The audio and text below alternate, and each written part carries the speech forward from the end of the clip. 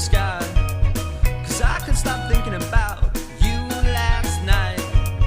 Everyone was dancing to the Smiths. But you weren't moving your feet, you were shaking your hips. Maybe it's the way she moves, or maybe it's that long dark brown hair. Woohoo, aha, yeah. Woohoo, aha, yeah. Woohoo, aha, yeah. Woohoo. What told you with my wolf pack? You gave me a number, but you never came back. A 1, 2, 3, 4. Woohoo, aha, yeah. Woohoo, aha, yeah. Woohoo, aha, yeah. Woohoo. I don't care, 'cause I still remember your long dark brown hair. Woohoo, aha, yeah. Woohoo, aha, yeah. Woohoo, aha, yeah. Woohoo, aha, yeah. Good evening, ladies and gentlemen. Welcome to the Third and Short podcast. Better late than never. This is Third and Short Overtime, and I am not Matt Davenport, Tom Higgins, or Jamie Crawford. My name is John Porter, and I'm here tonight with the other three members of the Overtime crew. Let's throw it over to we got on the right of me. We got the producer extraordinaire, Bones. Hello. Below Still me, can't get the right video. we've got the Geordie preacher. I forgot your real name there for a sec, Mark Steele. And in the far corner, we've got Jordan. And tonight, we are going to be discussing the AFC East, which has finally lodged into my brain after many times getting it wrong today. So we'll be breaking down the AFC East division. So that's the Bills, Dolphins, Jets, and Patriots in alphabetical order, assuming my Chorley schooling hasn't let me down.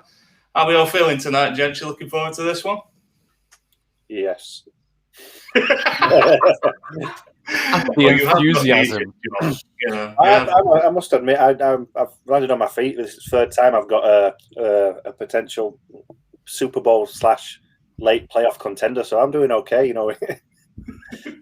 I think it's quite a good division to do the AFC East, because it's probably the first division where we've got a little bit of difference between the style of play. Obviously, the North which was really run heavy in defense first divisions, and now we're doing the East, where you've got that mixture between obviously Miami, who are a southern playing team, you know, like in Florida, all the way up to New England and New York, who play in the snow in the winter. So we've got a little bit difference here in this league. Also, as well, this division was stacked full of off-season moves. Yeah. So you've got the Dolphins, who had a ton of draft capital. You've got the Jets, who have got a ton of draft capital. You've got New England Patriots, who made free agent signing after free agent signing after free agent signing. I'm sure JP's interested to get talking about that. So even though Jordan's got the Bills, you know what I mean? As Super Bowl contenders next year, it's more, what have they done to reload the gun as opposed to what they do to build the trigger? You know what I mean? Yeah, definitely.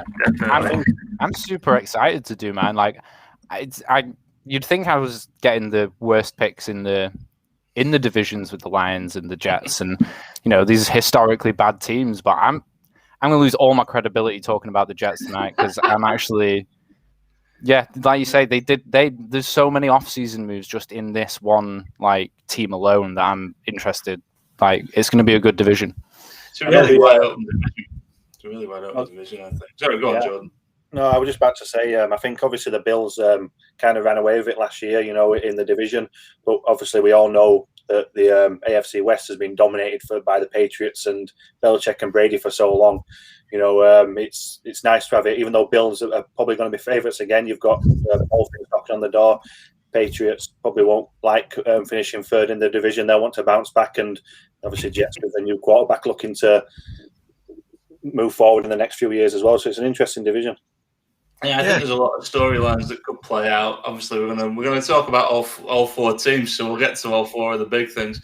But let's not waste too much time. You know, we do have a habit of turning these into epics. So I'll throw it over to Jordan to talk about the Bills to open us up. What have you got for us, Jordan?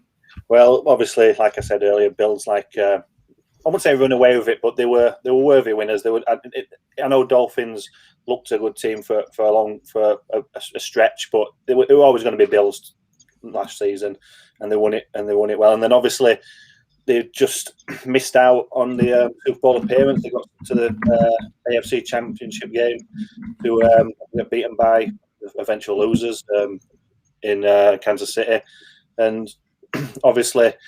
I'll get to the reasons why I think that the players that they've brought in or haven't brought in that could get them a step further or not a step further. But first of all, obviously, we'll look at the free agency. They didn't really lose much apart from John Brown and Quinton Jefferson. Quinton Jefferson went to the Raiders, I believe, didn't he? Is that right? He did. He came back. Yeah. He came to the Raiders. We're going to probably play him inside defensive tackle, and he came to us. Yeah, so I think that was the real main loss, like in free agency. They've like re-signed Matt Milano and stuff, and Micah Hyde, and to new contracts, which were good moves. Like I said, they didn't really lose much going into the draft. So whatever they did in the draft was going to try and push them onto their next level. And obviously they got Matt Brady. I'll go into Matt Brady a bit later when I go into the running game, which I'm sure you'll know the reasons why if you've watched the Bills last year. But straight away looking at the draft, when to me it looked like I don't know if I'm just shooting at the hip here and like predicting, but rounds 1 and 2 they went for defensive ends, in Gregory Rousseau and Boogie Basham, wasn't it? And I think I don't know. I just have this picture of them looking at that Super Bowl final and seeing the Tampa Bay, how they got at Patrick Mahomes, like constantly thinking. And obviously the Bills defensive ends needed a bit more work looking at the past games. But I just had a picture of him going, like, we need to strengthen that area if we come across Patrick Mahomes again or anyone, that's AFC side super strong. We need to get to these quarterbacks. And Gregory Rousseau, Mark can pronounce it a lot better than I can, but you think? But yeah, I do like him. I think he's a good linebacker. But I thought Jason Owe was there next for the Ravens, picked up next. I thought, for me personally, I think it's my opinion. I thought Jason Owe, I had him ahead of Gregory Rousseau, but we can split hairs and just compare each one, and you can probably choose either one for for the Bills. But yeah. Going to Gregory Rousseau in 2019, he had some fantastic tape. If you go back to college, and I was looking forward to 2020 to see what he brought. And obviously, he opted out. And as you all know, Mark knows, he brought it up, and I looked into it and saw that his measurables weren't up to scratch either. So I thought he might slip down a bit further, but they have picked him up. And he's only 21 years of age. He's got that ceiling, and they probably will sit him. I don't know if he'll come in straight away, but they could sit him. Like you might not see him straight away in every single snap, but he has got a ceiling. I will say he has got a ceiling. We will see in the future if he reaches it. And then obviously the second defensive end they picked was Boogie Basham. He, on the other hand, fantastic player, really, really physical player, getting into the backfield. I'm not saying he definitely hasn't got the ceiling that Rousseau probably has, but he probably would be a more ready to start before Gregory Rousseau. He's got more experience in college. So I didn't mind them two picks. And then I think the other pick that I liked was Spencer Brown, the third one. I think he has got the potential to be a good tackle or guard, but I don't think you'll see him again. I think a lot of these picks seem future picks, a lot of them for Browns, for Bills. I do like him. And then the rest of them are, I think we've mentioned before, if you get 2 or 3 players out of your draft, you're doing well. And I looked at the rest of them and they could be okay. Marcus Stevenson, wide receiver. could be played in the return game. You know, he did really well in the return game for them. Probably the best name in the draft, Richard Wild Goose, again. From Wisconsin. Fantastic surname. Rashad, sorry. Again, I don't know if he's gonna do anything at the next level. He's one of them in it where like I've watched the tape. He seems okay, but I wouldn't say he's like a backup slot. And probably the round 7 pick, Jack Anderson, could be something good. You know, again, if he can sit behind and take up some experience, you could see him doing something at the next stage. So yeah, I thought the draft was okay. And one thing that I picked out from it was 5 out of the 8 picks went to the Senior Bowl. You know, which was obviously a big thing with COVID this year. You know, you didn't see as much as you wanted to, and I thought it was quite a safe option from Bills going with the Senior Bowl. They've got that extra workouts and things like that, you know, talking to people. So I don't think that's a surprising how they went about the draft. But on a whole, like I say, the Bills didn't have to strengthen too much. You know, like obviously they had a few areas, but the one area that I thought that like they would have had to really strengthen was the running back, and they didn't. I know they picked that Raider from from Dolphins. Sorry, it was at San Francisco. It wasn't a flashy pick, really. I don't. Obviously, you could always add more people at running back, but I didn't get it. I thought they would strengthen really a lot at running back. Like I've got, obviously, my mind's absolutely forgetful, but I wrote some stats down here, and the running game last year, they were 20th in the NFL in rushing yards, 1,723 yards, 421 of them coming from Josh Allen. And if you take them away, they would be bottom of the rushing yards. And everyone below them didn't have a rushing quarterback. I think there was just Deshaun Watson, who Houston, and we know how that went for them. So I really thought they had to really pick up the running game to really compete. You know, I know they did fantastic in the passing game last season with Josh Allen and things like that, and I'm not saying he couldn't do it again, but you need a running game. You need something. And I know Zach Moss started picking it up a little bit and he got his injury, but I looked at Singletary and Moss's combined. And again, I will say Zach Moss was his first year. Could be something good. But they combined for 1,168 yards and 6 touchdowns between the two main running backs, which is not enough. It's not enough, is it? You know, you need, like I said, the passing game was fantastic, but you need if your passing game is your plan A, you need some plan B. And I was looking into it, and they lined up in I think it was 11 personnel, 70% of the time, and I think, and if it wasn't that, they played with 4 wide receivers out. They always had 1 tight end. They never had 2 tight ends. It's kind of predictable, you know, like. When you look at, you know, what they're going to, more or less what they're going to run. You know, defensive opponents are going to scheme up well against them, and they did. Like I said, they did really well for the most of the thing, which is surprising. But in the big games, it would have been caught out, and obviously they did against Kansas City. So I was surprised with not picking up a running back. Like I said, they might believe in Zach Moss. You know, obviously he's got his injury to come back to, but yeah, that's where I'm at with him. I think I do think that they have strengthened, but I don't know if it's going to be enough again to get past Kansas City or some of the teams in there. Everyone talks about Josh Allen having a fantastic season last year. Was that his peak? I know you can't predict that, but it was such a good season. It's going to be so hard for him to get back up to there again. And I'm just concerned with that running back. I'll hand it over to you guys. I don't know how you feel about it. I just think that they haven't really. I was excited. If you look at last season, I don't think they've increased further where I'm going, oh yeah, they can go one step further this year. Good team, they'll definitely get playoffs, but like I said, I don't know what you guys think. Can I go? Can I have a blast at this? Yeah, can I have a go at smashing these Bills? Because I don't think they've got better. I do not think they've got better on their roster. I agree with you, Jordan. I think if it was a nailed-down choice between Gregory Rousseau and Jason Oye, I would have took Oye because they've got players like Rousseau in their team. They took A.J. Espinosa last year in the second round from Iowa, and he's that inside-outside defensive end, kick inside the defensive tackle kind of pass rusher. And that's all that I see Gregory Rousseau getting. They've got Hughes, who's aging now at the other defensive end point, and they haven't got another speed rush presence. Boogie Basham, as you remember in the Senior Bowl, was playing 3-tech in defensive end. He was playing inside out again. And they've got players of them kind of types. I mean, they've got 3 lads from Carolina who obviously Sean McDermott had a relationship with from his time there. They've got Vernon Butler, the defensive tackle. They've got Star Lutue, the defensive tackle, and they've got Mario Addison.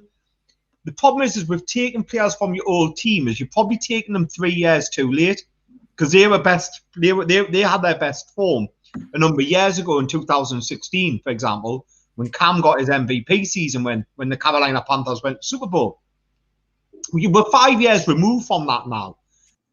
And whilst McDermott might have some kind of relationship with them, are there any better? You see that the Lutue is on the downside, and Addison post 30 is probably as well, and Vernon Butler's a little bit younger, but you know, I think he was a first round pick at one point, so I'm sure that he's a good player. You know what I mean, though? But I look at it and I think they missed an opportunity there, maybe to bring in a speed rusher and have something different to what they've got, which is this big-bodied, inside-out, versatile, people-moving offensive line. Because whilst in the AFC East, that will do in a division which does have snow and will be a ground division at points. When you go into the playoffs, the thing what Tampa had, what the Bills haven't got, is they had pace. They had Devin White, rapid. Pierre-Paul, rapid. You know, Shaq Barrett, rapid. Although they had a lot of pass rushers, they had pass rushers who were fast and who could bend, who could move, because Mahomes is a mobile quarterback. And let's face it, they're gonna have, if they're gonna get the Super Bowl, they have to go through Kansas. They're gonna have to go through Kansas. And I don't know if their pass rush is enough to stop Mahomes. The second thing that I'm concerned about is, and I love this guy, Levi Wallace at cornerback. He was an undrafted rookie who came out of Alabama. He was a walk-on. And I love him because he was in my deep sleepers that year. And I said, like, you know, like 7th round pick, this guy can make a roster. And he has. For the last 2 years, he's been a starter for the Buffalo Bills as a walk-on from Alabama. But the thing is he can only be so good. He's going to be an average NFL corner, but he's always going to be someone who you're looking to replace. You know, like he's a bit like Prince and Mukamara, who the Raiders signed last year as a free agent, or maybe a bit like trying to think of a journeyman like corner who seems to stick around forever and always finds himself on a roster. But you know, like they always look like Pierre Desir or someone like that. They're always looking to move on from him. Whilst he's an adequate NFL corner, you're going to want to upgrade. And like we said, you're going to have to go through Kansas City to get the Super Bowl if you want to go through. Kansas City's got lots of pace. They've got a wide array of receiving talent. And I just don't know if they're through enough at that corner position. Whilst I do worry about that running back room, what you talked about, and you made a really good point about can Josh Allen play at that level consistency, because that was a lot like he did last year for that team, and expect him to do that year in year out is a big ask of a player. You know what I mean? Though he was terrific. Can he play at that level all the time? Can he, now he's hit that level, can he maintain it? Those would be the biggest question marks for me. The defensive line, is it fast enough? Is it versatile enough? The cornerback position, is there going to be a weakness behind Levi Wallace? Is someone going to step up and replace him? And Josh Allen, can he maintain what he's already got? Can he maintain what he's already got? You know, so whilst they have improved, you say they're improved, I don't think they have. I think they've stood still. And standing still will make you go backwards in the NFL because there's that many teams around you improving, including 2 in their division.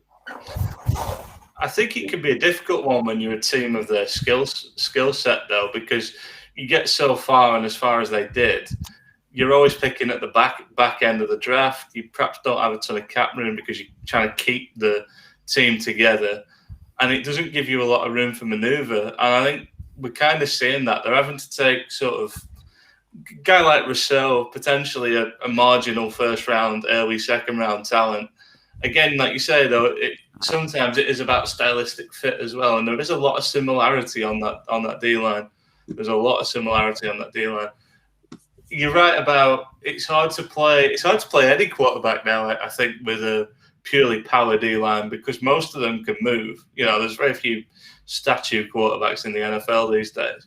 I think they're a little bit better because anytime you can add some young talent into the team, it's good. And I think they're in that window where they're going to have to make the most of Josh Allen while he's on his rookie deal.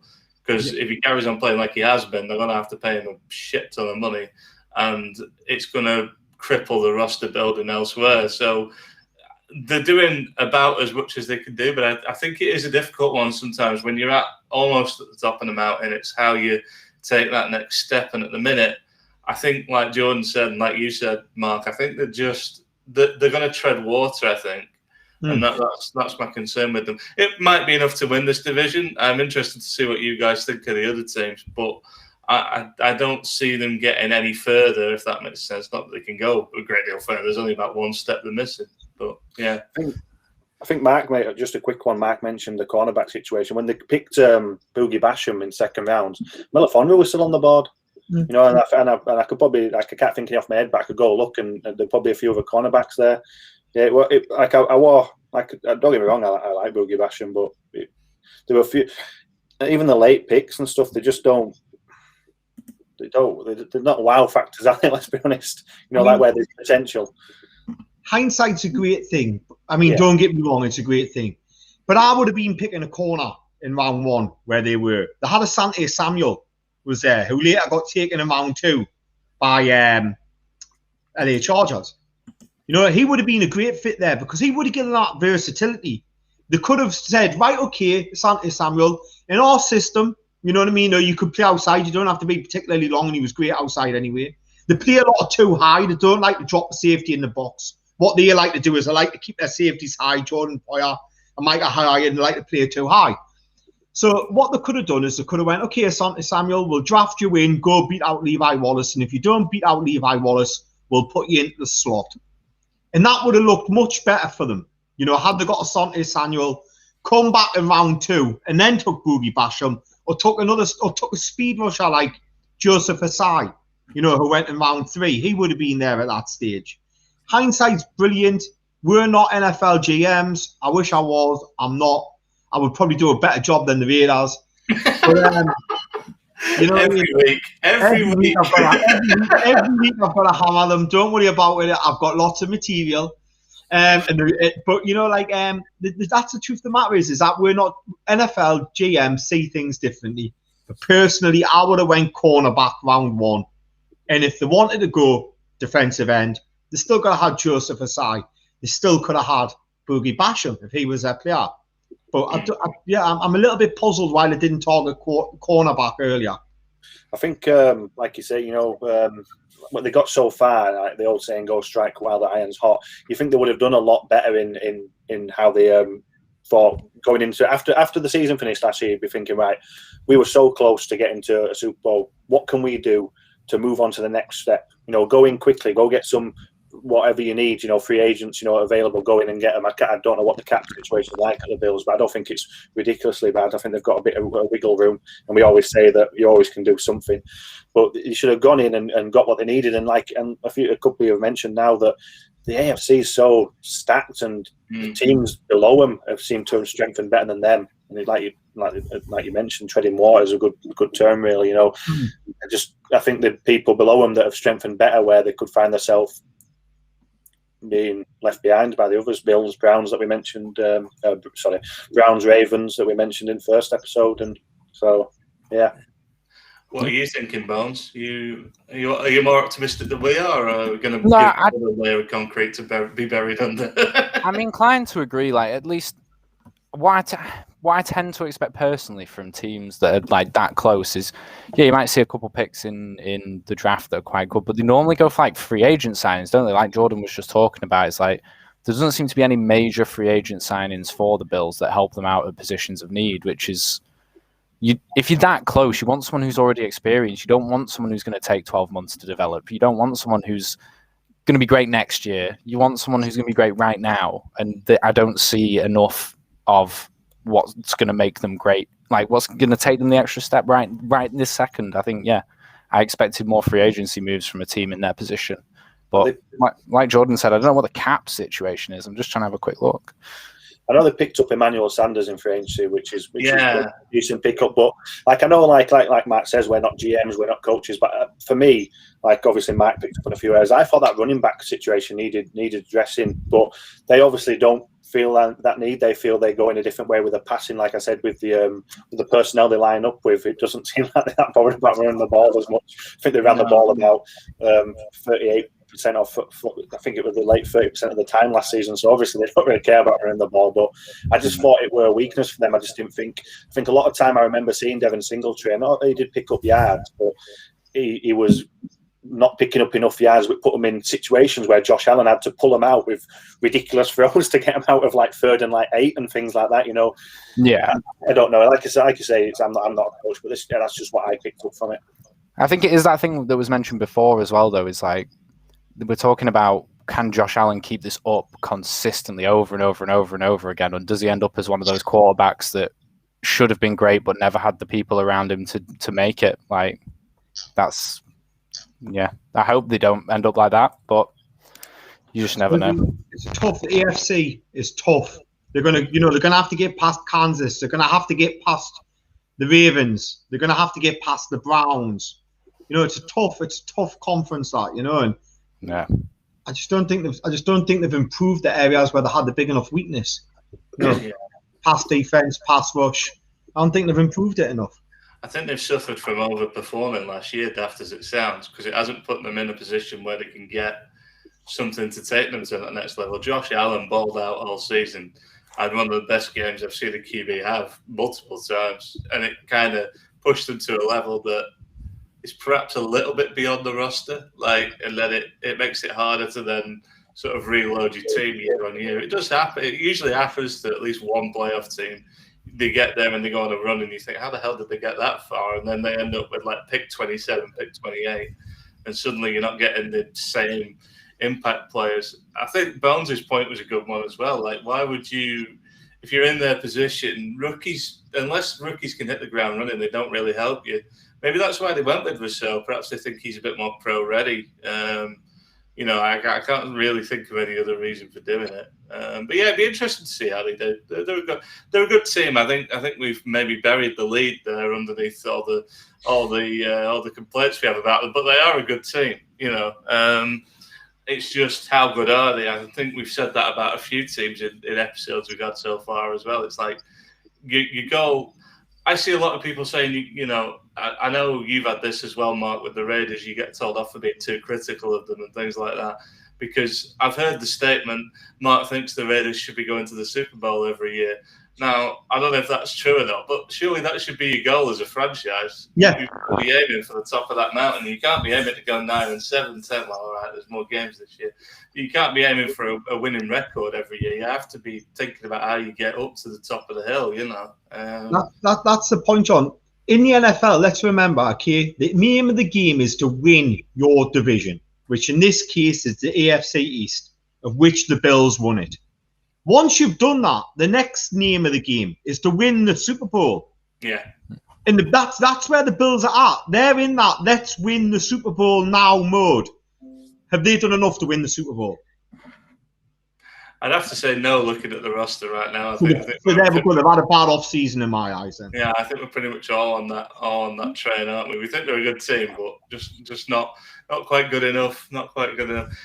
Well, let's move on. I think we've covered the Bills. Any Bills fans watching have probably killed themselves now. So let's shift over to. I believe we're going to Miami next, and we're going to the Geordie preacher himself, Mr. Mark Steele. Away you go, my friend. Well, there's a lot to like about this franchise, really, isn't there? I mean, if you're a Miami fan, you're really happy, you're really hopeful.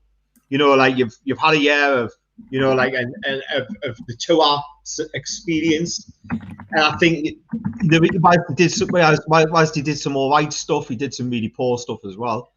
Brian Flores, I think, is everybody's second favorite coach. If you don't coach the Miami Dolphins, if you don't support the Miami Dolphins, and you're looking around, everyone seems to have a Woody on for Brian Flores. Everyone likes him. He's loved by the media.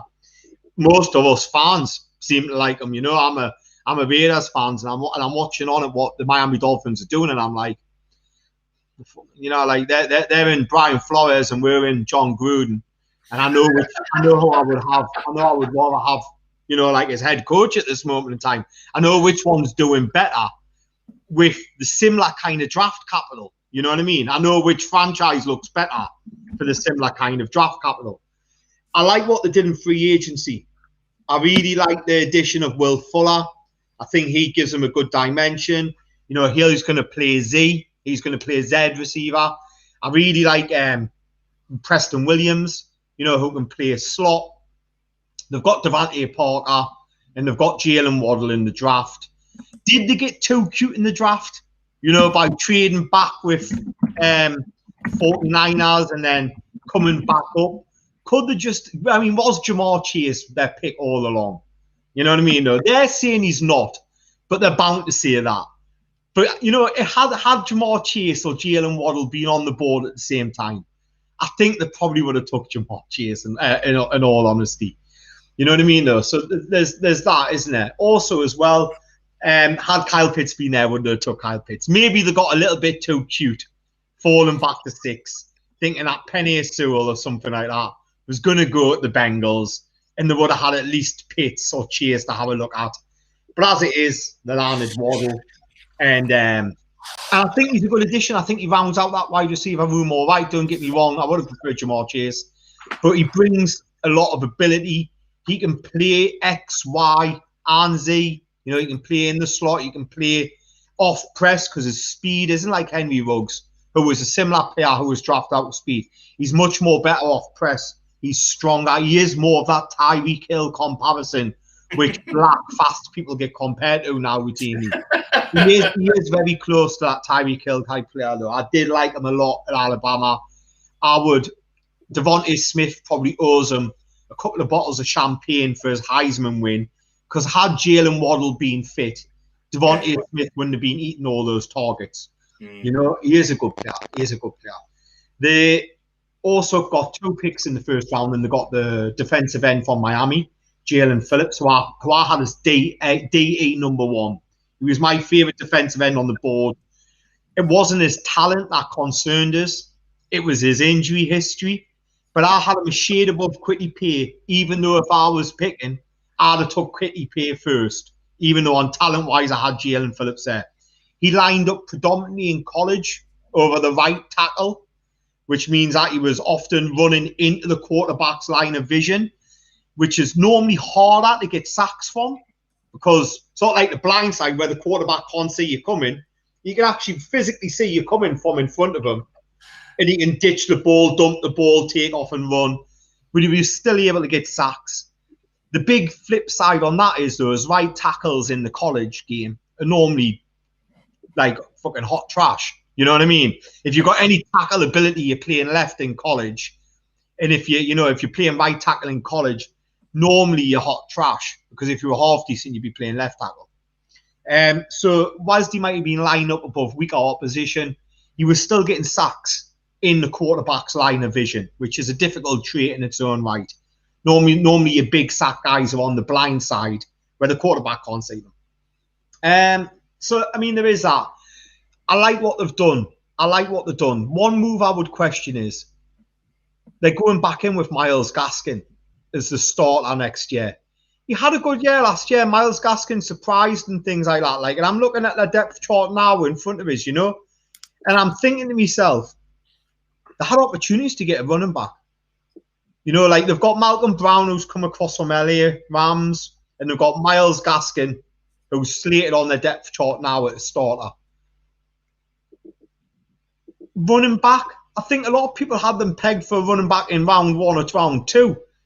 You know what I mean, though? And I'm surprised they didn't take one. They took Javon Holland out of Oregon, you know, at safety instead. And I love Javon Holland, to be honest with you. If any of us watched, you know, looked at my mock draft, he was still a first-round talent for me right up until the morning before the draft. You know what I mean? And he's very versatile, and he can play a slot, and he adds another brilliant extra piece to that young-built defense. And he's very versatile. And I know James has just corrected this. There's rumours that they're signing Bell. Yeah, I've heard that. I've seen that as well. But Bell's best years are behind him. Bell's best years are behind him. You know what I mean? Whilst I like Myles Gaskin, let's give him another. I understand them coming back with it. I think this team is ready for another veteran running back to come in, and if it is Bell, it would make sense. And I think that unlike the Bills, the Dolphins have definitely improved their roster. The Dolphins haven't stood still. They're a team in ascension. The biggest question marks I can find for these, which I'm going to put out to you, is one, what do we think of Tua? He's got to be pushing the ball down the field more. His average depth of target was too short. He's got the tools in Waddle and Fuller and in Devontae Parker, who all bring a difference of skills down the field if needed. He's got Jalen Waddle, who is a yards after catch machine if he needs that. He can be deep, he can be short, he can take the ball and make yards after catch. And he's got Preston Williams, who I think is a very good big slot. You know, like I'm thinking about Juju Smith-Schuster, who's in Pittsburgh. And Preston Williams reminds us a lot of him, you know, the big slot receiver. Big, strong body slot receiver.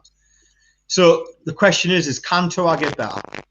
Now, Alabama quarterbacks will struggle in the NFL because at Alabama, you're used to throwing into windows this big because they've got first-round wide receivers playing undrafted rookies at cornerback. You know what I mean? And all you've got to do really is read the play and toss the ball. NFL Open and college Open is two different things altogether. NFL, you're thrown into a window this big.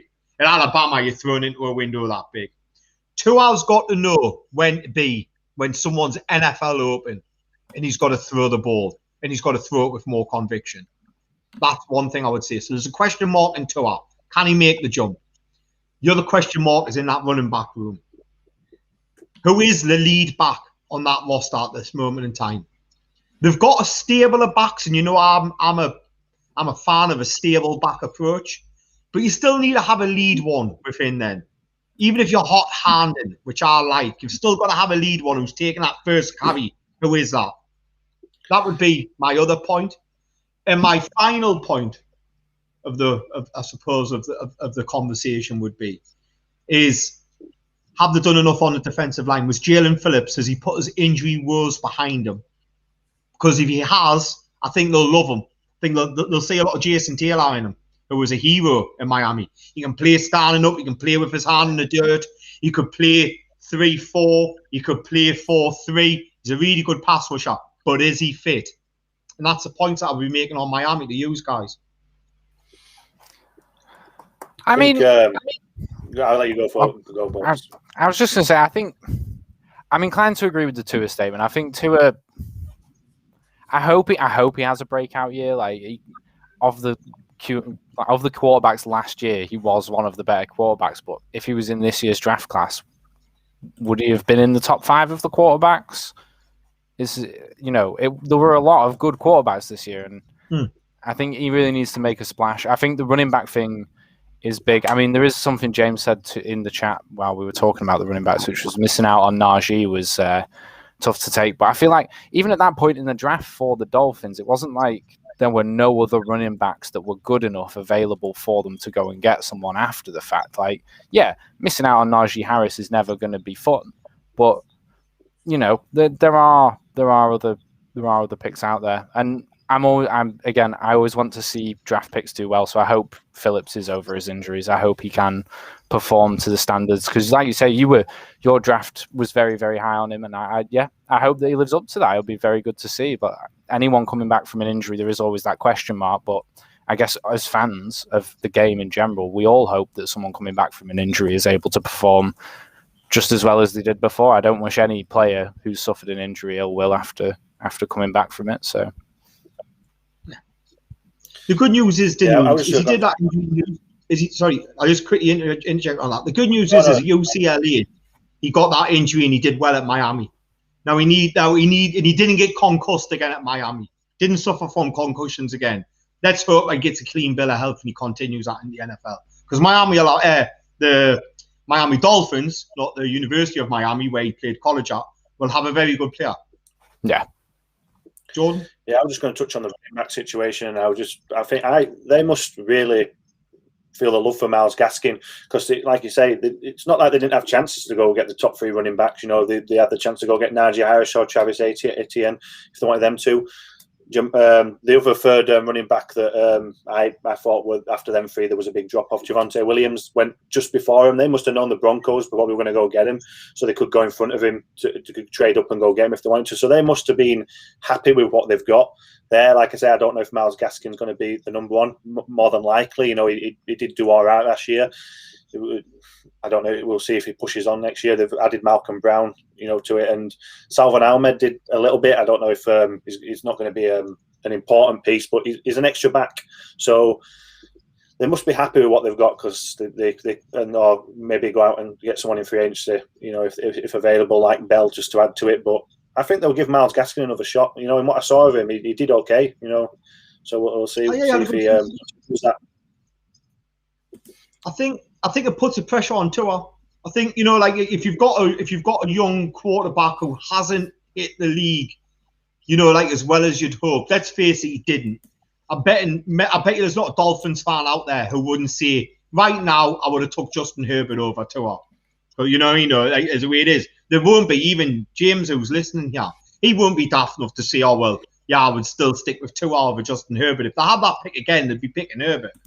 No, like, and let's face it, he was taken out for games, and Ryan Fitzpatrick had to come in, but it was his first season. The fact that he played last year was a bonus because most people were saying he's going to sit all year, you know, because of his injury. You know, like, and they say that the best way to support a young quarterback is to first of all give him an offensive line that protects him, and secondly give him a running back beside him to handle the load. Now, you know, like the offensive line, they got Liam Eichenberg, who again I liked in the second round. He came in, he can play left tackle, right tackle. He gives them some of that versatility. You know, they've got the lad who they took last year. But I actually took 2 lads last year. They took Hunt and they took, I can't remember the kid's name now, in the first round. You know, like in Jackson, that was his name, Jackson, the one whose sister was poorly. I remember, and he gave us some bone marrow. It was a really terrific story.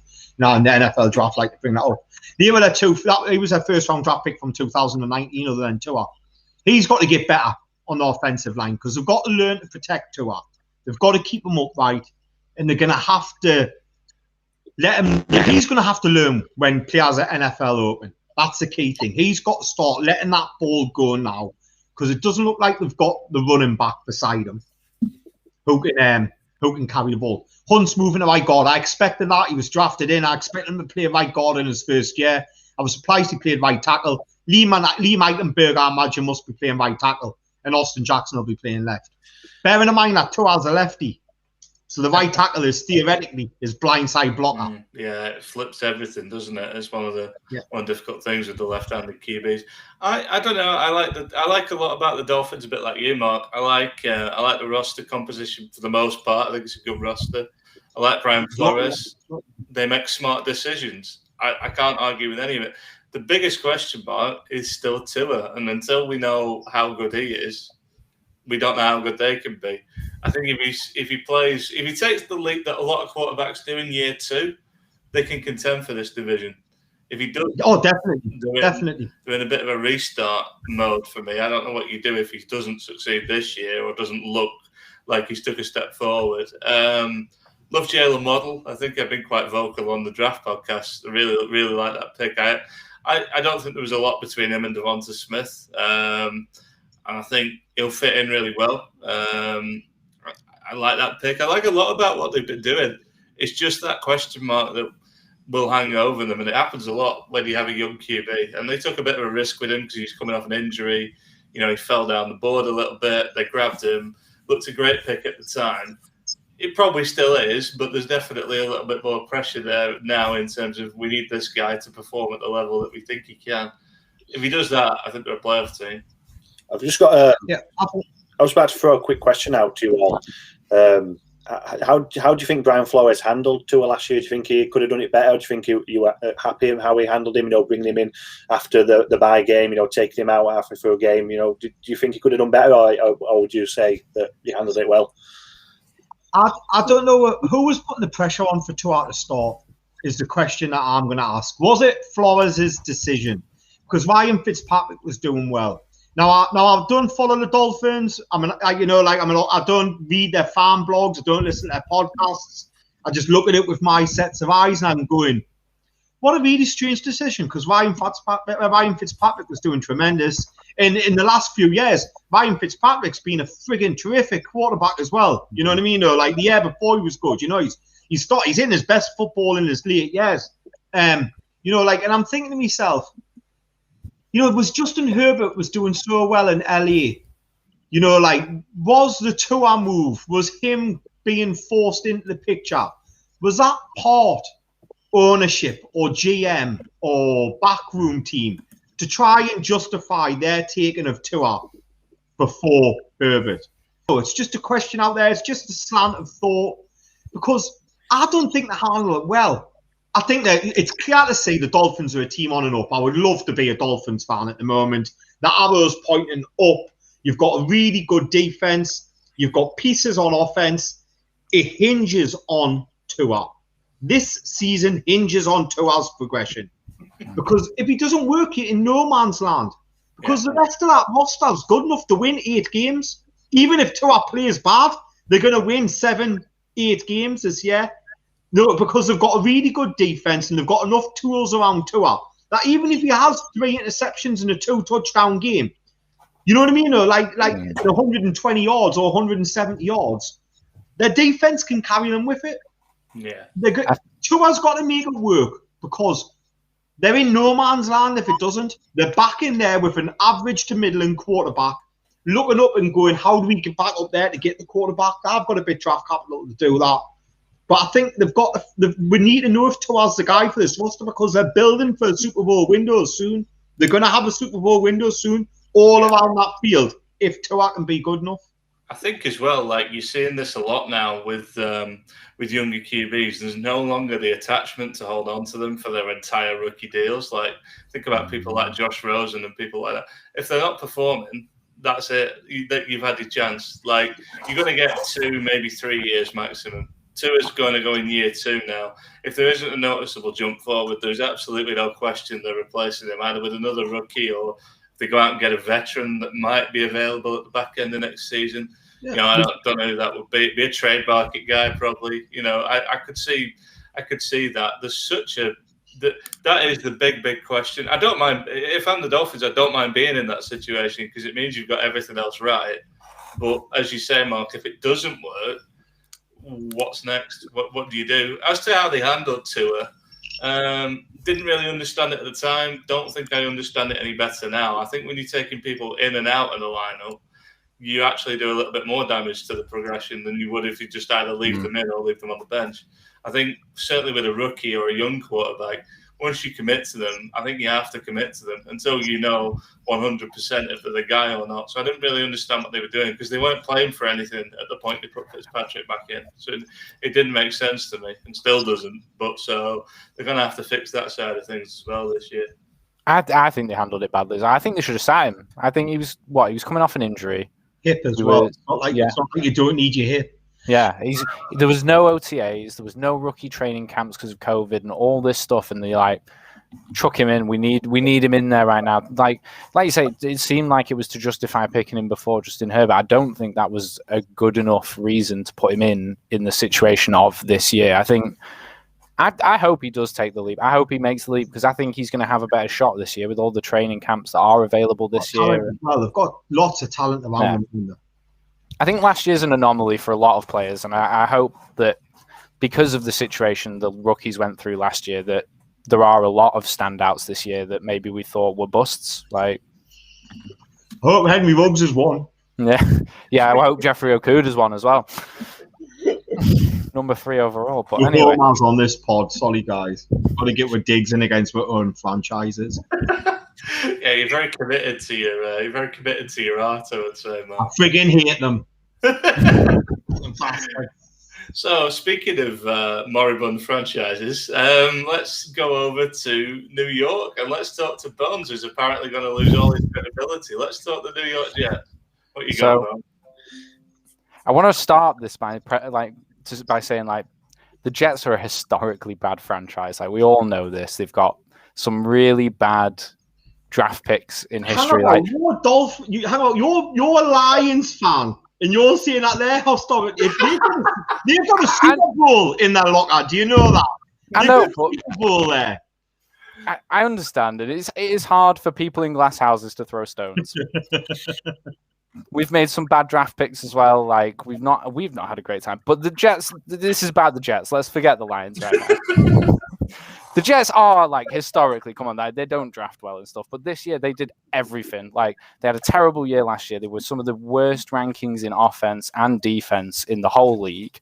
And then it's like this is the year where the GM needed to make some moves to do something about this situation. And I feel like they really did go out there and make some moves. Like they signed a bunch of free agents. They signed a couple of longer deals than I expected. So they signed Davis, the wide receiver, for a 3-year, $37.5 million contract. They signed Lawson, the defensive end, for $45 million on a 3-year deal.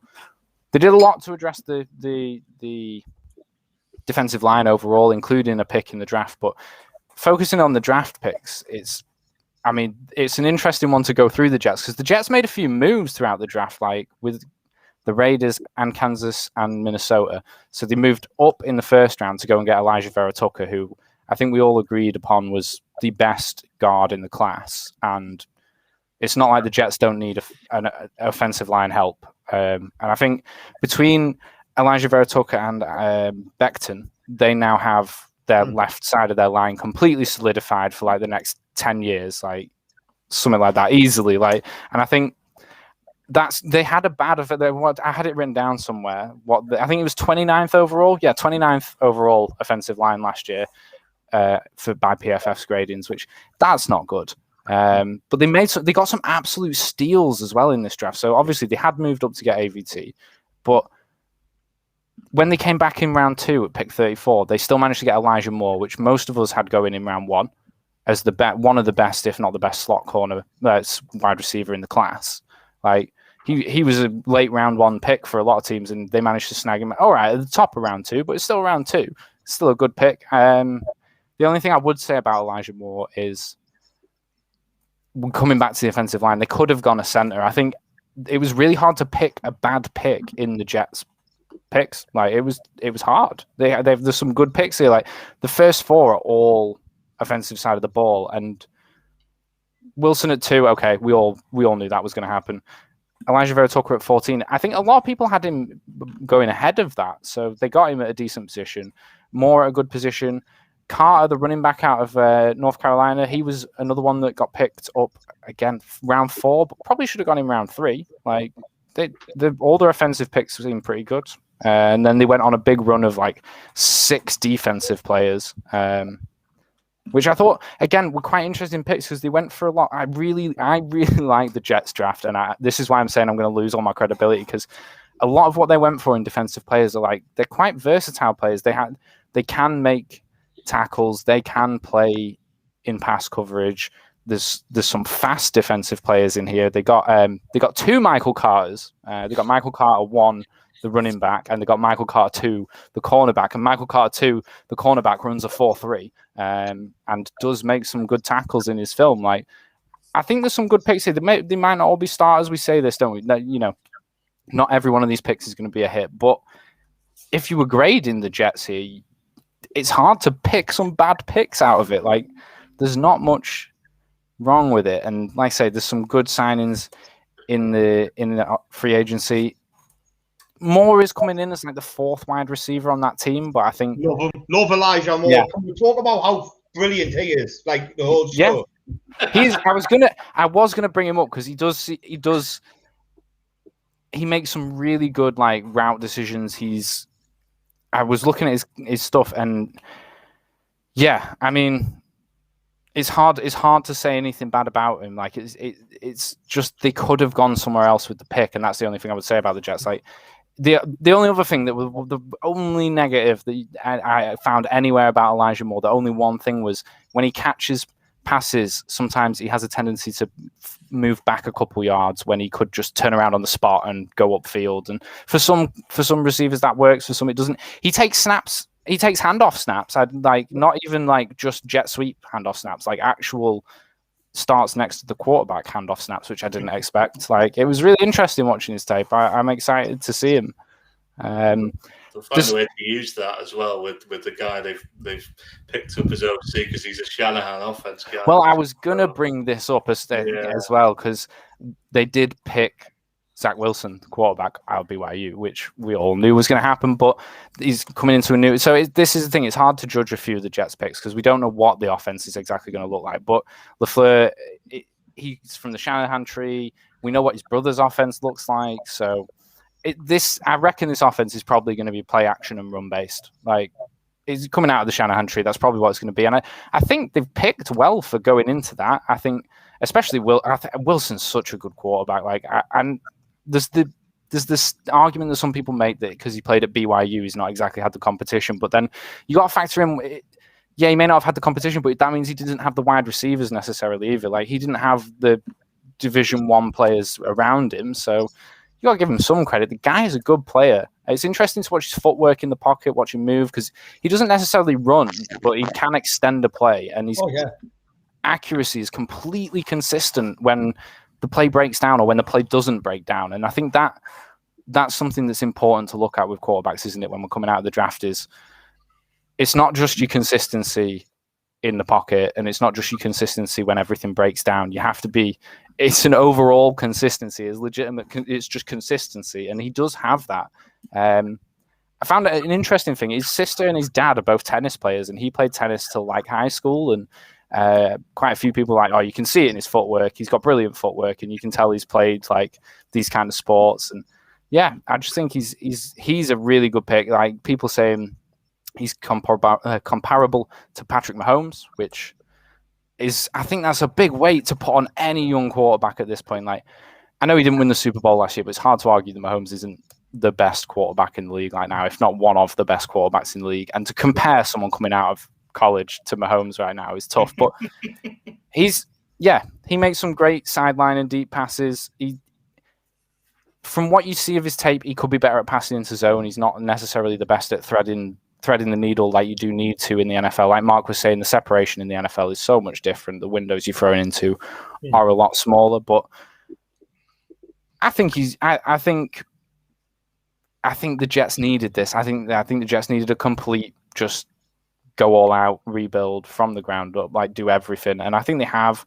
I really do like Michael Carr. I think he was one of the surprise like running back picks that I didn't expect to like as much. But then when I looked into him, it's not just his running that makes him a good running back. Like, this guy played really well in the receiving game, and I think that's going to be important, like coming into this year, because he was catching a lot of really good shorter passes.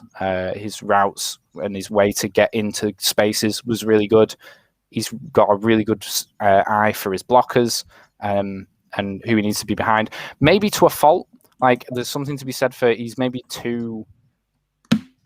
too reliable in that he will follow his blockers. Sometimes he will miss cutbacks that he could take and get massive space upfield. But that's not a bad thing, especially coming into the NFL, because it does mean that he's not looking to be a showboat all the time. There's a level of maturity to following your blockers and not being like, oh, I made the cutback, I didn't need any of you guys, which you don't want to see. But I think he's not very strong, and he's not going to be a necessarily a good blocker. He can block a bit, but he's not blocking much. Like he can buy the quarterback an extra second or two, I guess. But I think overall, it was hard to pick out big faults in the Jets picks. Like their whole DB room, all their DB picks in this draft were very versatile.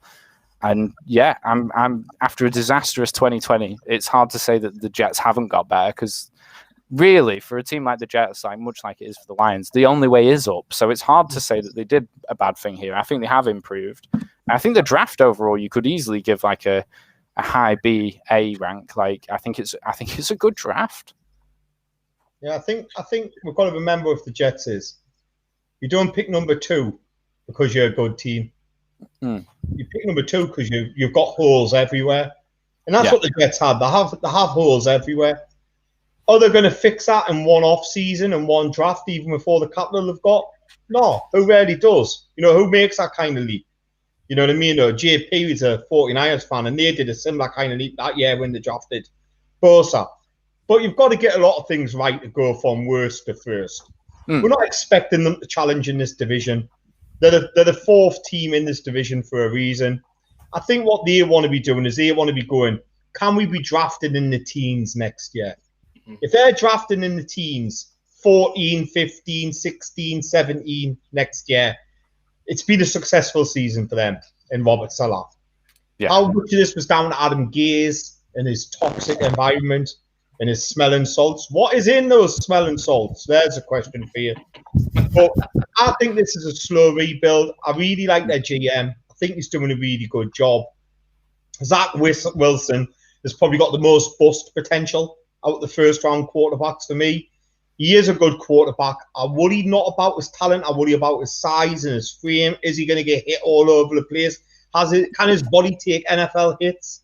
Is one thing I'm worried about. He has got ability. He has got talent. The socialist in us will not let us like him because he's a posh boy. But I already dislike him because of his quiff, and he's too friggin' white. He's too white and too. Oh, did you see how awkward he looked at the draft when he was stood around everyone else? He's just too white and too preppy. You know what I mean, though. And I'm surprised he wasn't wearing a dicky bow tie. You know what I mean, though. But I just can't like him. I just can't get on board with Zach Wilson. I'm sorry, all of them faces. I'm like, I dislike instantly. Probably because I'm a Pope and he's a prince. You know what I mean? Though? That's how it is. I'm a Trotskyite. Let's get back off politics anyway. I'll tell you one. I'll start. I'll get us back on track. One thing that I loved from the Jets is going up and getting Vera Tucker, saying, "Don't worry," like getting Zach Wilson, going up and getting Vera Tucker and going, "We've got your blind side, Zach Wilson, Becton, Vera Tucker." I cannot wait to watch them two next year if they stay fit for 16 games. That is a fantastic blind side. Yeah, it is. It really is. Yeah. I know it was really interesting. Like I say, they moved around a lot as well, which they ended up they moved up and gave away a first and 2/3. So they ended up with no thirds, but then they swapped one of the picks they got from Minnesota with the Raiders to get 2 back, and then they swapped 2 with the Chiefs for a different 2. But they managed to get, like you say, they managed to jump up and get Vera Tucker, which they definitely needed. Like, we always bang on about building the trenches. I think they built the trenches on both sides, though. I don't think they did a bad job of the defensive side either. It's just they only drafted 1 defensive tackle, but they did sign 3 other defensive linemen as well. And I think going into Salah's 4-3 defense, obviously, they are going to need more on that line anyway, but they definitely look like they've made steps to address that situation. Yeah. Like, they're addressing the places that should be addressed, I guess, and that's what we always say. I'm a big fan of Hamza Nasruddin as well. I think that's a potential pickup. I don't know if he'll be this year, but I do like his ability, and he's a real ball hawk. I like him a lot. Can't wait to see him. Size, isn't he? He's a big lad. He's like a big box safety type, but he can he's also. I think he's about. Say that again. Sorry. Yeah, I'm sure he's about 6'3" or something. I think he's about 6'3", 6'4", they've got something like that as well. He's a big lad. Yeah. Is it the linebacker? Yeah, he's like 6'3", 200 something pounds, I think, as well. But there's a couple of them that are, like you say, that I think Sherwood's marked to play linebacker, but box safety as well. Like in the NFL, I think that's what people have projected him as playing. Who did I notice as well? I noticed someone else there. Obviously, Gerard Davis came over from the Lions. Oh, yeah, LaMarcus Joyner is going back to safety when he comes to the Jets as well, which I thought was interesting because obviously he's come from the Raiders where he's playing the wrong position. Yeah. I'd be interested to see what JP's got to say, because this team is basically made up of 49ers coaching staff. He knows Carr well. He knows the offensive coordinator well. And so you know what they've drafted, and you know whether it fits that system. Yeah. They're kind of the East Coast 49ers, really, when you look at who they brought in. They took half of our assistants, it feels like, as well. Do you know what? It has the makings of a really good team. My biggest problems are Zach Wilson. I've already said I don't like you, Mark. I think I'm also a socialist, so I don't like him either. But moving that off the thing for a second.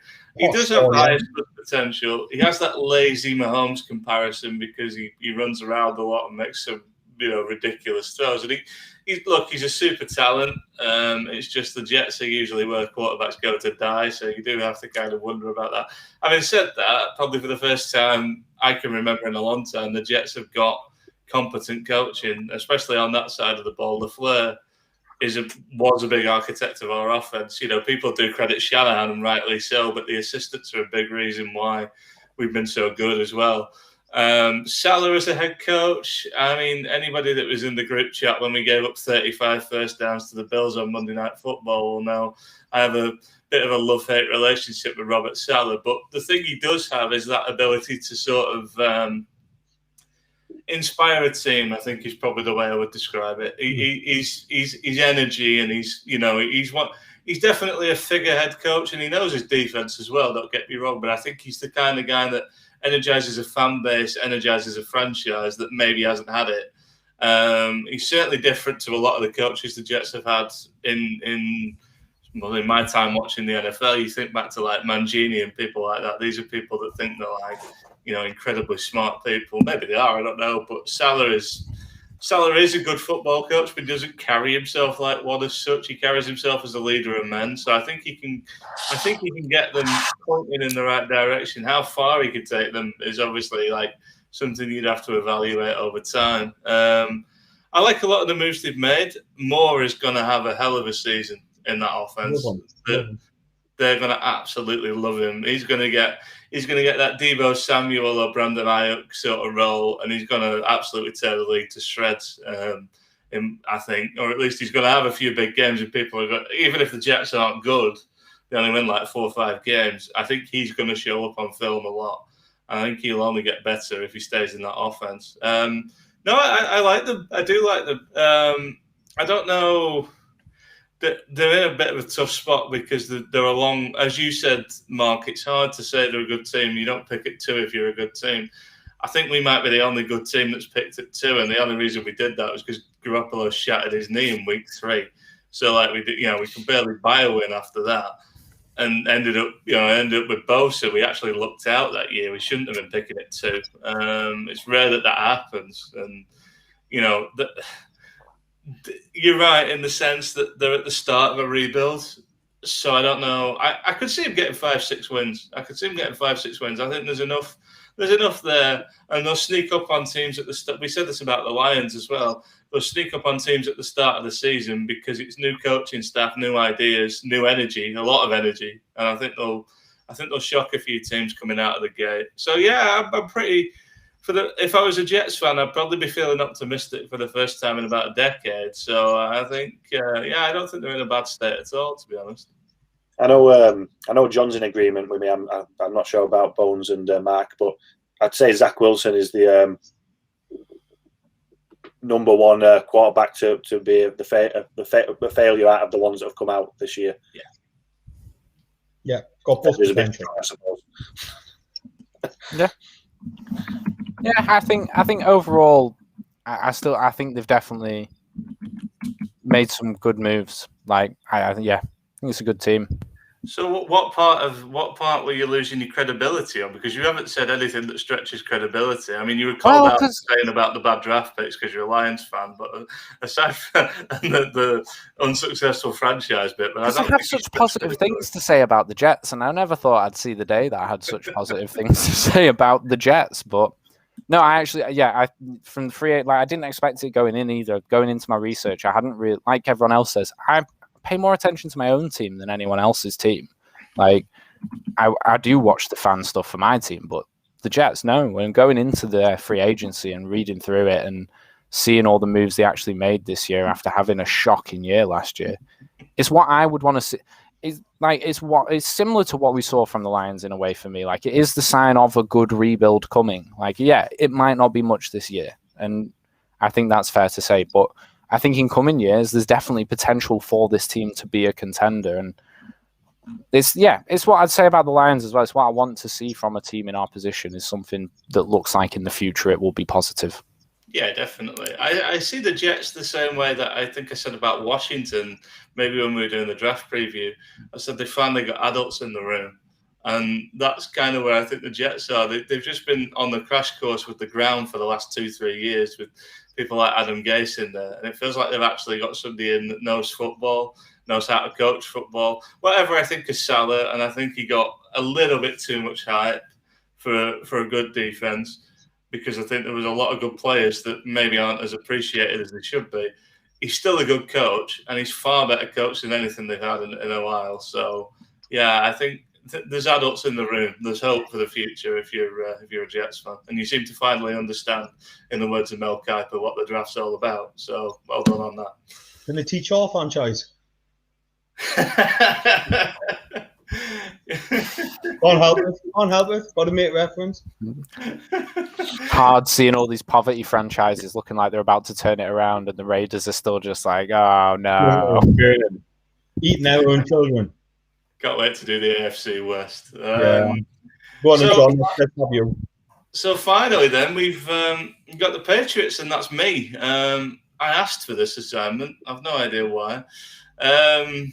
Get ready to throw your grandparents at the sofa, Patriots fans, because I got a few things I need to say. So the thing with the Patriots, right, and I think this has existed for a few years, the narrative about the Patriots, and rightly so, is that Belichick knows football, and he does. He's probably the best coach of all time. He's certainly in the top 5. The thing that he always gets credit for is great drafting. You look at what they've drafted in the last 3-4 years, it has mostly been crap. And it's players they've moved on from, players they've let go, or players they're trying to let go, like N'Keal Harry and people like that. This is the first draft in a good few years that I can actually understand what they've done. And look at the first 3 picks. Mac Jones, that worked out perfectly for them. They got the quarterback they needed without having to move. I think everybody was predicting the Patriots trade up. Everybody thought they would have to do that to get one of the top QBs. I think that was largely because people thought Jones was going to us, and it is nice to be talking about Jones when he's not my team's quarterback. But having said that, I do think he is a good quarterback. And I said on the show a couple of weeks ago, he's a good fit for what the Patriots do, and he's probably the ideal. In a lot of ways, he's the ideal player for that system. He doesn't have to start straight away because obviously they brought Cam Newton back. But Cam is breaking down. He's had a lot of injuries. He's had a lot of problems over the last few years. I don't know how much he's got left in the tank, really. I think he's potentially got one more good season in him, but he needs to be fully healthy for that. He started last season quite well as well. I seem to recall somebody on our sister podcast predicted the Patriots for the Super Bowl, which I think won the worst prediction of the year award. But I actually don't think it was that outlandish a prediction at the start of the year. They did start quite well. But yeah, moving that aside, that was a good pick. I thought they got Barmore in round 2. A lot of people had him in late first, mid first, so I thought that was a good value pick. And when I look at his profile in terms of what they do on defense, it's kind of what they've been looking for. It feels like for years. They traded Richard Seymour away many years ago to the Raiders. I think, Mark, actually, I think you might have traded a first for him. Maybe I can't fully remember now, but I remember him going there. And I feel like they've always been looking for people to play in that role ever since, that 3-4 defensive end, just a solid player who could contribute on every down and be a leader of that defense. They've tried it with guys like Dominic Easley. He never really got over his injury problems and people like that. I thought Barmore was a good pick there. And then Ronnie Perkins in the 3rd. Again, thought a good value. Could have gone in the 2nd. Classic sort of Patriots player. I think they'll get a lot out of him. And then it's just a case of just increasing depth. They got a power back in the 4th round. I'm not even going to attempt to pronounce his first name, but his last name is Stevenson out of Oklahoma. I think it's Ramondre, but I might be wrong. And that seems to fit in the mold of the type of running backs they like. They're not really an explosive back sort of team. They're very much a power-based team, I feel. So I thought they had a good draft. Free agency was mental. I don't think I've ever seen the Patriots do that. whoever's working their cap stuff out must be a genius, because some of the money they're laying out for some of these players is it's not insane money for the players. I just can't believe they were able to bring in so many of them. The Matt Judon deal was quite heavily criticised in some quarters because of how much they paid him. But to be honest, if you look at who they have at edge, it's a witness protection program. So I can totally understand why they brought him in. He was the obvious guy in free agency if you were trying to improve your pass rush. So I could see that. They brought Trent Brown back. Trent Brown's a good player. He's on way too much money, but he's a good player. So I can understand that. Receiver, they went a bit mental. Kendrick Bourne from the Niners, who is an excellent sort of number 3 receiver, but they haven't paid him like one. They've paid him like a number 1, which is a slightly bizarre move. At least I think he's a good player, and knowing how they tend to fit people into that offense, particularly in the slot, I think he'll probably be all right. Nelson Agholor, I can't say his name. Agholor. Thank you, Agholor. From the Raiders, wasn't it? He played for you last year, right? He had a good year, 1,000-yard season. Yeah, he had a pretty good year. Good year. It was an outlier in terms of his career, and he's been paid a hell of a lot of money to go there. So they must see something in him, but I'm not sure I see it the same way.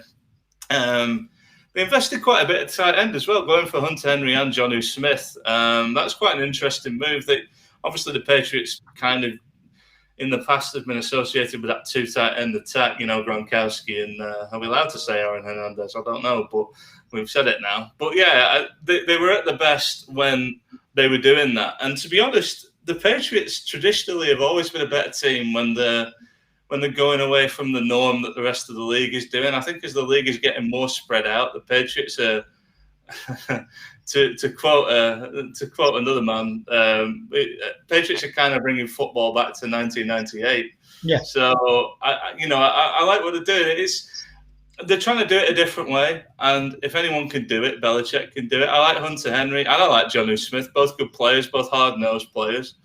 It feels like they're trying to help out whoever's at quarterback. They got a lot of weapons, and a lot of guys that can turn short passes into big plays. Kendrick Bourne in particular is quite good at that. I could speak from experience on that one. So I liked all of those in a way. There was a lot of money being thrown around. Looking at the roster, it's always hard to judge a Patriots roster, because how many times have we looked at it and gone, there are a bunch of no-names, and then a few people start standing out in the middle of the year.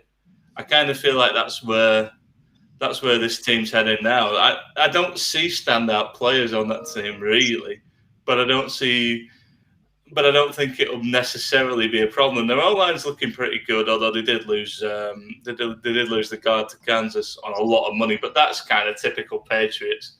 Lose a top player for a lot of money and replace him with somebody that costs about a tenth of the price. That's cap management. That's how they do it.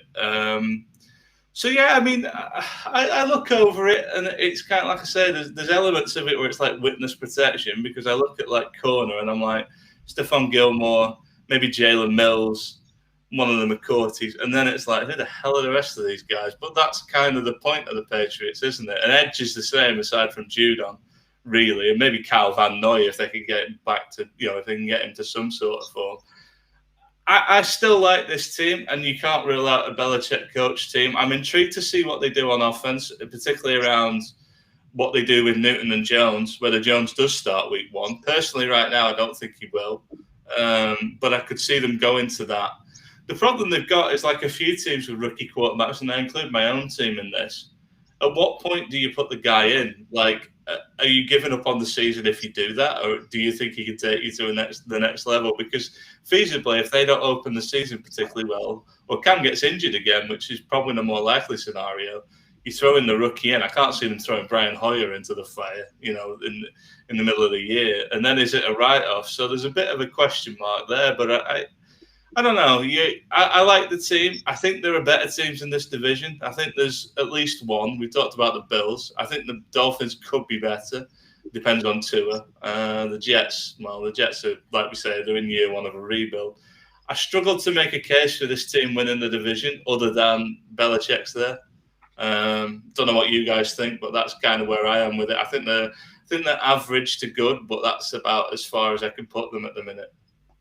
Yeah, they've got one of the better offensive lines in the NFL now that they've brought Trent Brown back. I really like Trent Brown. I think he's a good player. I think he played his best football there, and he's back where he wants to be. At left tackle, I like Isaiah Wynn, and Michael on Wenwu. Oh God, I can't pronounce that name. Onwu. I can't pronounce it. Michael, the guy who was good all over the line last year, the rookie.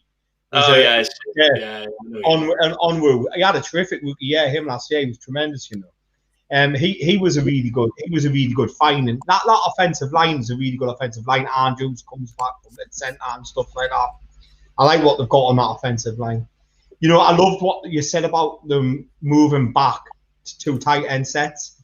It's like the league goes one way, everybody zigs, but Belichick's going to zag, and someone was always going to come back and go, we're going to line up in big power packages and we're going to run the ball down your throat.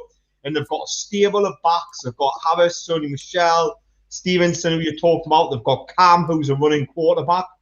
I wouldn't like to try and figure out that offense. No, I would like to try and be a defensive coordinator thinking, how am I going to slow down this Patriots offense? You've got a legitimate deep threat in Oglahoma. You've got, you've got 2 tight ends who can catch the ball. You've got running backs who can pound it between the tackles. You've got a rushing quarterback. You know what I mean? Who you've got to equate for. Quarterback who can run the ball. I think they're going to be really dangerous on goal line packages and things like that. I think that they're going to be a really good team then. You know, and I just think it's interesting. It's just like anything else. The Patriots are always interesting. You know, like there's something there where you're like, how's this going to work? And I'm intrigued to see how McDaniels and Belichick approach that offense. I'm less worried about the defense, but that offense has got potential to really, you know, like we were doing the Jets earlier. I remember when they did the Wildcat and how many games they won off the back of doing the Wildcat. It's that shock factor of teams not being ready and going, we've designed for this, and all of a sudden you've got light linebackers on the field and you're playing an extra strong safety, and you've got like somebody like Cam, you know, who's built like that, just running people over. And I'm just intrigued to see how they make matchups with that offense. Yeah, I found them difficult to evaluate because I think it's really tough to know what the philosophy is. We didn't really get to see it last year with Cam going down injured. You know, I don't think I really know what they want to be. But I think one thing I can guarantee is that Belichick will feel much better about his team than us four do sat here, because he knows exactly what he wants to do. And as you say, Mark, when the league goes one way, he goes the other. And I think one of the big reasons for that is if you're doing something different to the rest of the league, you have a free shot at those type of players. Nobody else is going to be taking, you know, a huge number of tight ends, even in free agency or the draft, if they're going to play 4 wide or they're going to play, you know, more 3 wide sets or whatever. So, yeah, I find them tough to evaluate, but I think there's a potential for a good team there, and it feels like one of those where they'll just randomly pick up 10 wins and people will wonder how the hell they did it. It does feel a bit like that to me. I'm looking forward to seeing the Patriots this year, personally. Like, I think Cam last year, like you say, it was COVID, wasn't it, that took him out in the originally, yeah, and then he didn't look the same after the COVID. Like that was the story of a lot of people's years, wasn't it? And I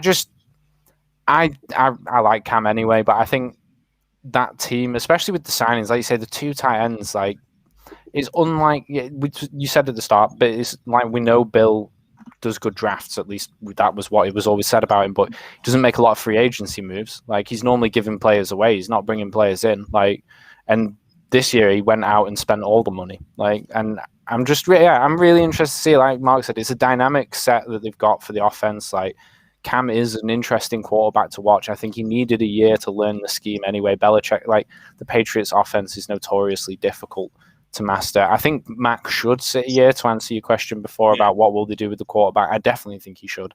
I think they should go all the way as far as they can with Cam, like while they still can. Like, and yeah, in general, I'm really interested to see it, and I hate to say it because it's the Patriots, and I don't want to see them winning again. But it's like you say, because they are zagging when everyone's zigging. It is something you want to watch and be like, kind of want to see it do well, just because it's different, just to make it different for a bit. But yeah, I do think Max should say definitely, because again, hard scheme to learn apparently. So don't force your rookie quarterback in straight away when you've got the buffer of Cam Newton anyway. You're already paying him a load. Don't pay him a load to be a backup. But yeah. I think speaking about the free agencies, and obviously Belichick not really diving into it, I think COVID has something to do with it. Look at the ones he's picked up. He's looked at like Jalen Mills, Matt Judon. He knows what you're getting with these players, and he's bringing them into a team that needs a bit more after a lackluster performance last year. John Smith, Henry. He's seen these guys in action. He knows what he's going to. He knows what they're going to bring him, and just bulking up that squad. And obviously going into the draft, you get what you get. So I think I like what they've done, even though it were like bang, bang, bang constantly over like the space of a few days. He did it. He knew what he wanted and he's got it done, and we'll see how it develops next season. Yeah, I do like that offensive line. It's a good offensive line now. Well, the better ones on paper. Yeah, they've built that pretty well. They seem to get a lot out of players that the rest of the league isn't looking at or doesn't think. Like Trent Brown wouldn't fit in a lot of offenses because of his size, not because he's a bad player, but he's not somebody that can move. He's a bit of a phone box player, really, isn't he? But to them, he's fit perfectly. And as you say, he's played the best football while he's been there. So they get value out of players that the rest of the league doesn't value, and a lot of the time, the rest of the league doesn't value them because they're going the different way, So, yeah, I don't know. I have a feeling we might be looking at that free agency spend and going, actually, it worked out quite well. And I think a large part of it is because they missed the playoffs for the first time in years. And I don't think they want to do it 2 years on the run. They're not a team that wants to enter into a rebuild. Belichick is in, Christ, how many years has Belichick been coaching them now? Since 2000, I think. So he's been, or maybe a little bit later, he's been there quite a while. He's not going to stick around for another 5-year rebuild. He's in it to get rings. He's in it to win playoff games. He's not in it to build another team. And to this will be Josh McDaniels' franchise soon. Well, that'll be an interesting one to watch as well. That's obviously a question for the future, like how, kind of like in most sports, when a long-serving coach moves on, it's a bit like, right, what do we do now? At least McDaniels has been there. But also his track record as a head coach has been pretty abysmal. So, he's undefeated as the Colts head coach, I suppose, if you want to look at it that way. But he's there's a lot of questions there. But I think they are loaded up for another go, and I think they'll be a tough team to beat. And I think that's probably what he's aiming for after last year, because they were not a tough team to beat last year. They were an easy out for a lot of teams, and that must have drove Belichick insane. So I think as well, actually, one other thing I should touch on, the free agency stuff.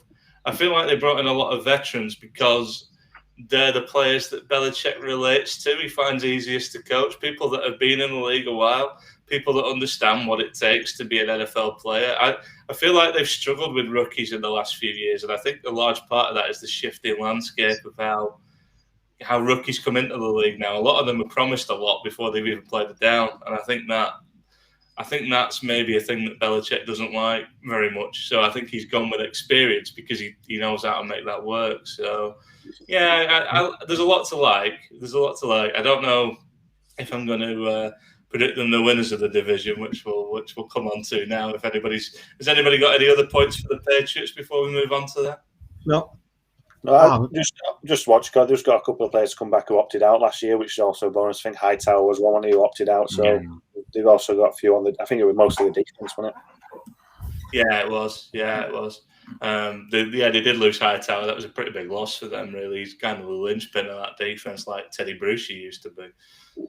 So it'd be good to have him back. Okay, then let's do what we always do. I'll fire up the Twitter machine and we'll try and work out a division prediction for the AFC East. So I don't really know where to start with this one. Have we all got the Bills? Have we all got the Bills at 1? Do you know what? Yeah, we've got the Bills at 1. There's too many questions on 2 up. We've got the Bills at 1. Right, so I thought that would be the easiest one. Now we haven't got a ton of time to go through the rest. But who do we think is coming second in the division? Miami. Okay. What about you guys? Yeah, I agree. I think the Pats could be number 2, but like if we're thinking that Tua does step up this year, I think it's got to be the Dolphins. We can't presume that he's not. So for the sake of him performing well, I think Dolphins would be number 2 with the squad that they've got as well. So that would put the Patriots at 3 and the Jets at 4. Yeah, I think that is definitely like the way it's got to go, because you say, like we say, there's questions on Tua, there's questions on the whole Patriots team. Like, it's so many different signings. We don't know that it's going to work. I'd like to see it work, but we don't know it's going to. Like, and the Jets is a rebuild, so I think this is one of the easier ones to call. Actually, I think Bills, Dolphins, Pats, Jets. Josh Allen would have. I was going to say Josh Allen had a terrible season and still be the best quarterback in this division easily. I like having a look at the betting odds. You know, like, see if there's a good bet we can pick out. Yeah, there's really not. I mean, the Bulls, the Buffalo Bills are like the strong favorites. Miami are 3-1 to win this division. I might be tempted to have a punt on it, thinking, but what if the Bills and Josh Allen was to get clattered? You know, like it was to blow his knee out, or he's a running quarterback. Injuries can happen there. You know, and so much of that Bills team is predicated, injury or no injury, on Josh Allen coming back and being as good as he was last year. So if he doesn't reach that ceiling, or if he doesn't hit that, or if he does get an injury, if I was James, the Dolphin fan, or if I was having a punt, I'd be tempted to take 3-1 on Miami if I was putting a tenner down somewhere on this division. That's at 7-2. I don't think that's a bad bet. It depends how good you think that offense is going to be, because that's what's going to have to carry it, I think. But yeah, I agree. I think I'd love to predict the Dolphins, but I just can't until we know how good Tua is. I think it's one of those predictions that could look stupid. 2 weeks into the season, if he suddenly had a blinder, then maybe we have got it wrong. But I think as it stands right now, you got to go to the Bills, haven't you? So yeah, that's our prediction. We got the Bills finishing the top of the division, Dolphins second, Patriots third, and Jets fourth. How many playoff teams do we think are coming out of this division? Obviously the division winner, but are any of the remaining teams getting a wild card? Might the Dolphins sneak one, especially with the expanded playoffs now?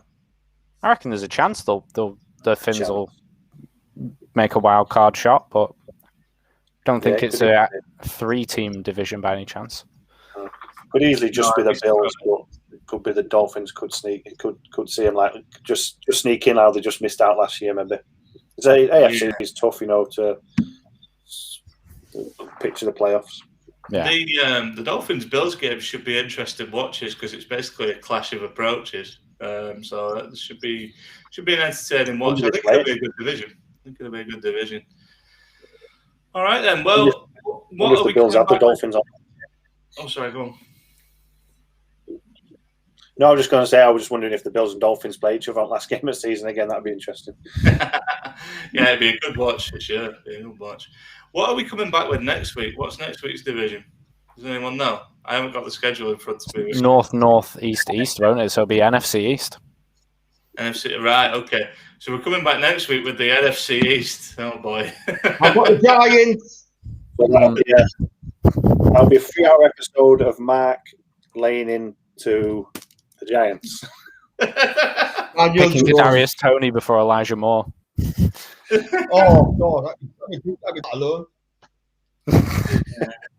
If there's ever a week when we're all awful, just say to Mark, talk about the Raiders, Elijah Moore and Daniel Jones, and we'll just go to the pub or something, I'm still not used to being on camera, so I'm here playing with me cap, smoking a vape, texting me mates, and then I look up and I'm going, shit, I'm on camera, aren't I? That's a fucking have that. No, I think we've done well. It's been a good episode. So join us next week for the NFC East, or if you like, join us next week for Mark slandering Daniel Jones for 2.5 hours. But until that time, we'll see you again soon. Don't forget to follow us on the socials. Third and Short podcast, I think it is on most of them. I don't know. The name keeps changing. I'm a well-prepared host. I'm definitely not winging it. This is I do improv stand-up when I'm not doing online podcasts. Before there was a pandemic, but yeah, give us a follow on the socials. It's been fun as always to chat football with you guys, and yeah, guess we'll see you next week. And we should be back on Monday next week, all being well. So we'll see you next Monday.